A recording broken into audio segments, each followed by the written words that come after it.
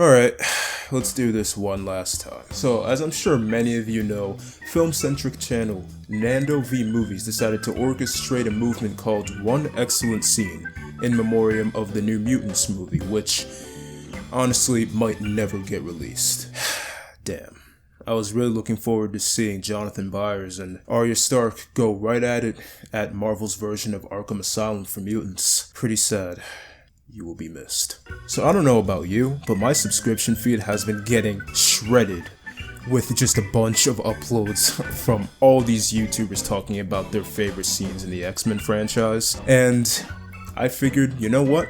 Why not join in on the fun? Now, I know that I want to get this out as soon as possible because my other ideas that I had for doing this video were taken by about 45 other uploads. So I thought of another idea that I'm surprised nobody has taken yet. Up to this point, I was watching video after video of excellent scenes talking about the opening fight scene in Deadpool, or the training montage in X-Men First Class, or literally every scene in X-Men First Class, or the final battle between Wolverine and Tapeface in X-Men Origins. Of course, all brilliant scenes.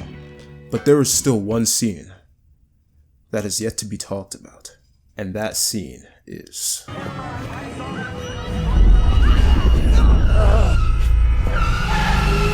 the Hotel Seizure scene from Logan 2017. At this point in the movie, we are aware of the Westchester incident, and we actually had this scene foreshadowed earlier in the movie when Charles had his early seizure with Logan and Caliban while he was in the water tower. And you know, Strafilla Productions actually made a really good video breaking down that excellent scene, so here it is. So as soon as that effect happens and Logan's looking around and then the car crashes, we as an audience already know what's about to go down. Now at the beginning, the effect happens and then it cuts to Logan trying to struggle through that door and enters the casino. So now Logan is going through the casino, glass is shattering, everybody is completely frozen, and of course, they are all under the potential to have died from this mental decline of Charles Xavier, just like the other X-Men. And then we see that the Reavers have already caught up to Charles and Laura as they already breached the room and are about to capture them. And of course, that's when Charles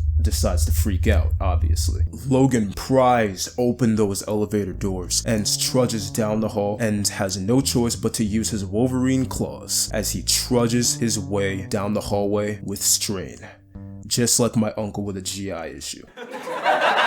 As he gets to the first Reaver by the door, the Reaver notices that he's there, but he is unable to physically react, aside from moving his eyes over.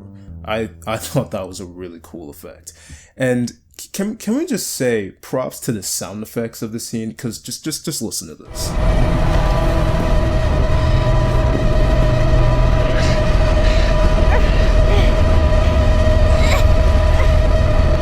God.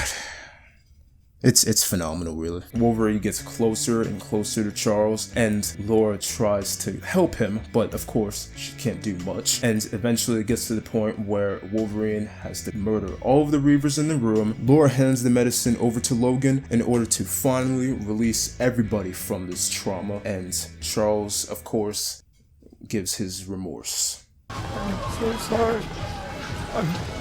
I'm so sorry.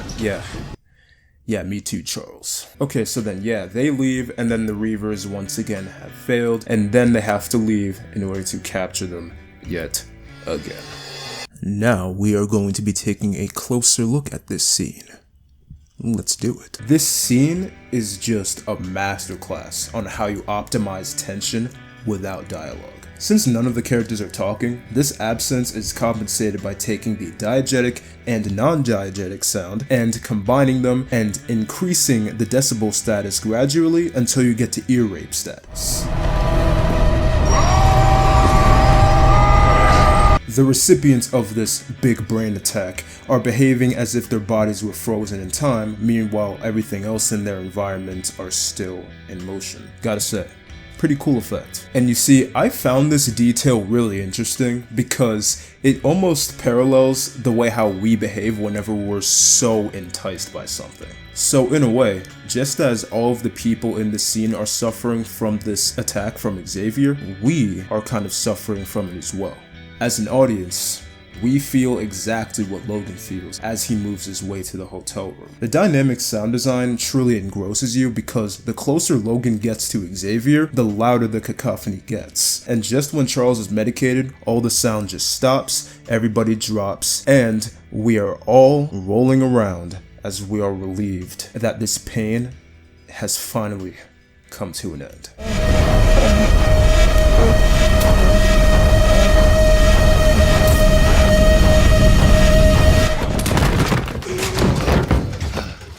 It's kind of similar to a high school pep rally. No, seriously, am I the only one who hated those? They were always so gratuitously loud and obnoxious, and then when it was finally over, I just have a red river of Jordan coming out of my ears. Yeah, that is one of the many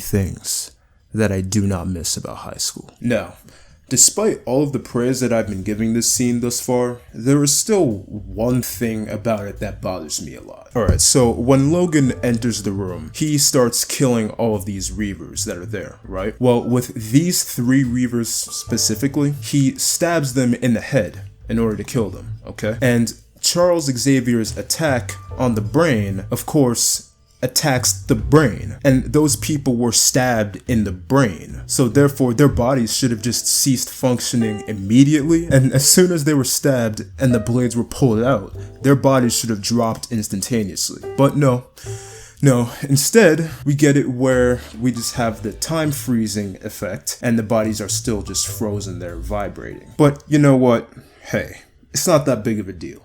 I'm all for style over substance. I mean, why else would I be such a vehement fan of Spy Kids 3D? Game over.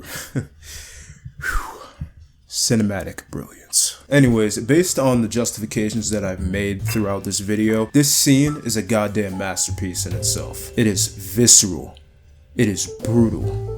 It is exceptional. Not only is this scene one of my favorites in Logan, but it is easily one of the most well-crafted scenes in the entire X-Men film franchise. To put it bluntly, this is one excellent scene. To be honest, I dropped all of my plans so that way I can make this video and publish it while the topic was still relevant, and I am so glad I did, because this was a lot of fun to make. Logan isn't just a phenomenal X-Men film, but it's a great character study on how one can take self-retribution and transfigure that to self-reparation. Now, before you click off this video and watch another apology video by Logan Paul, I'm just going to implore you to please stay a while. Let's have a nice and enthralling discussion in the comments section. Always remember to wear your thinking caps. Thank you for watching, and I will see you all in the next one.